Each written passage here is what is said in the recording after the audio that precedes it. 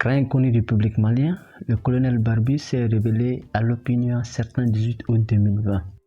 Ses actes, à savoir les 2 coups d'État, en moins d'un an, en août 2020 contre le président Ibrahim Boubacar Keïta et en mai 2021 contre le président de la transition en place, Badao.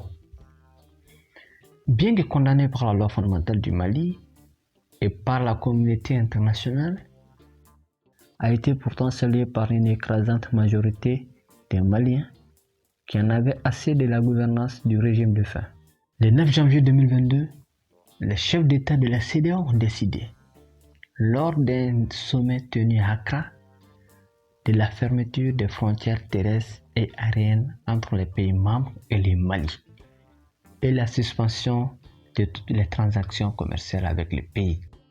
Suite à la proposition d'une période de transition de 5 ans sur la base de l'insécurité chronique qui rendait impossible la tenue d'élections en toute sécurité. Des milliers de Maliens ont répondu le vendredi 14 janvier 2022 à l'appel du colonel Assimi à dénoncer les sanctions drastiques de la CEDEAO.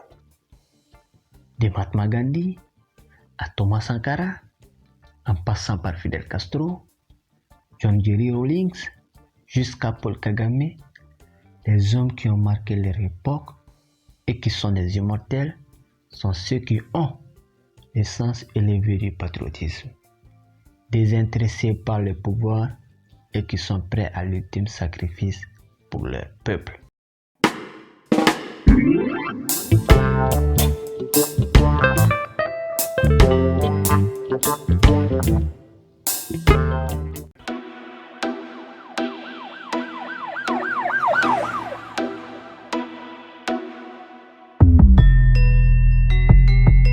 Selon mes analyses, le colonel Assimi a presque les mêmes profils que Thomas Sankara. Un jeune président qui ne parle pas, mais qui fait très peur à la France d'Emmanuel Macron, qui hurle partout en Europe, et la Côte d'Ivoire de Alassane Ouattara qui n'arrive plus à dormir. L'homme fort de la nation malienne, et vu son bras de fer diplomatique avec la France, peut-on y voir les prémices des nouveaux Sankara? Comme le capitaine Thomas Sankara, le colonel Assimi Goïta aussi est devenu président à l'âge de 38 ans. Avant d'arriver là, il faut savoir que le fils d'un officier de l'armée qu'il est a suivi la majorité de sa formation militaire au Mali. En mars 2012, pendant la rébellion des mouvements rebelles au nord du pays, après la chute du guide de la Libye Mohamed Kadhafi, il était à la tête des forces spéciales maliennes au centre du pays.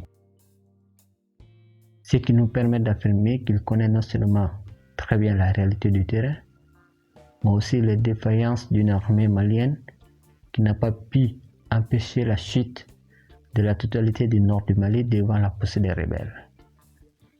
Assimi devrait donc avoir une revanche à prendre contre les rebelles en premier lieu, mais aussi contre un mouvement politique, à savoir Mella, vu comme étant à l'assaut de la France et à l'origine de l'imminente défaite de l'armée malienne en 2012.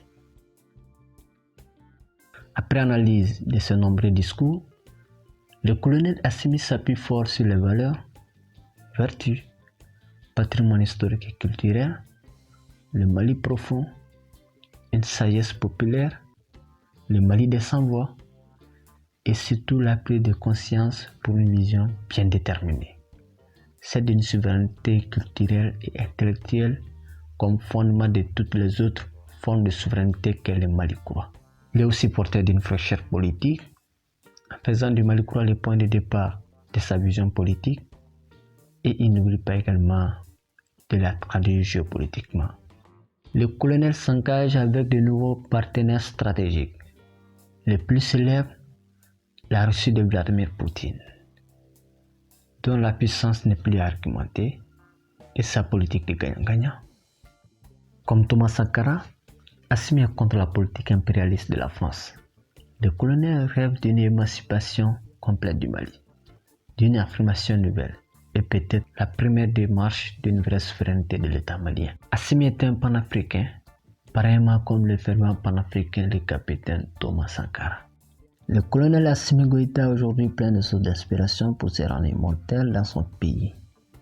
À travers des actes de rupture, il est indéniablement aujourd'hui celui sur qui le peuple fonde de l'espoir. Il a une des rares occasions dans la vie d'un homme d'écrire l'une des pages les plus glorieuses de l'histoire moderne du Mali. Enfin, reste à savoir si c'est le capitaine Thomas Sankara qui est revenu pour achever ses œuvres d'une autre manière. Ceux qui croient à la réincarnation de l'homme me diront oui. Après tout, les deux ont presque le même profil et le même sens du devoir. Maintenant, votre avis.